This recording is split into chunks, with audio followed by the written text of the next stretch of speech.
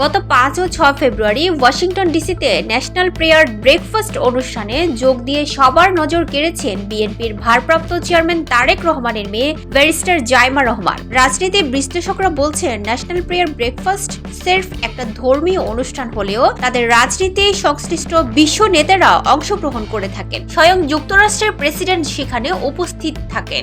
সুতরাং বিশ্ব নেতাদের উপস্থিতিতে এমন একটি অনুষ্ঠানে জাইমা রহমানের অংশগ্রহণ করা নিশ্চয়ই তাৎপর্যপূর্ণ। এমন প্রেক্ষাপটে ধারণা করা যায়, রাজনীতিতে যুক্ত হওয়ার আগে রাজনৈতিক পরিবেশের সঙ্গে ধাতস্থ করার জন্য ঐতিহ্যবাহী এই প্রাতরাশ অনুষ্ঠানে তাকে পাঠানো হয়েছে। আর এর মধ্যে দিয়ে রাজনীতির প্রাথমিক সিঁড়িতে পা রেখেছেন তিনি। তবে জাইমা রহমানের রাজনীতিতে সম্পৃক্ত হওয়ার বিষয়টি এখনো কৌতূহলের পর্যায়ে রয়েছে বলে মনে করেন রাজনৈতিক বিশ্লেষকরা। তারা বলছেন, জাইমা রহমানের যোগ্যতা কার্যক্রম যদি দলের জন্য উপকারী হয়, দলকে আরো এগিয়ে নিয়ে যেতে পারে, সেই অবস্থায় জিয়া পরিবারের উত্তরাধিকার হিসেবে ভবিষ্যতে তার দলে অন্তর্ভুক্ত হওয়ার, দলকে নেতৃত্ব দেওয়ার সুযোগ আছে।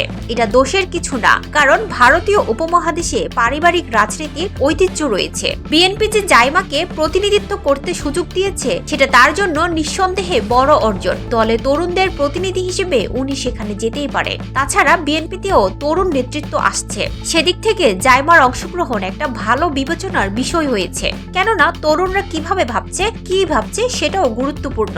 আর বিএনপিও যে তরুণদের প্রাধান্য দিচ্ছে জাইমার অংশগ্রহণের মধ্য দিয়ে, সেটাও প্রমাণিত হয়েছে। এটা অত্যন্ত গুরুত্বপূর্ণ।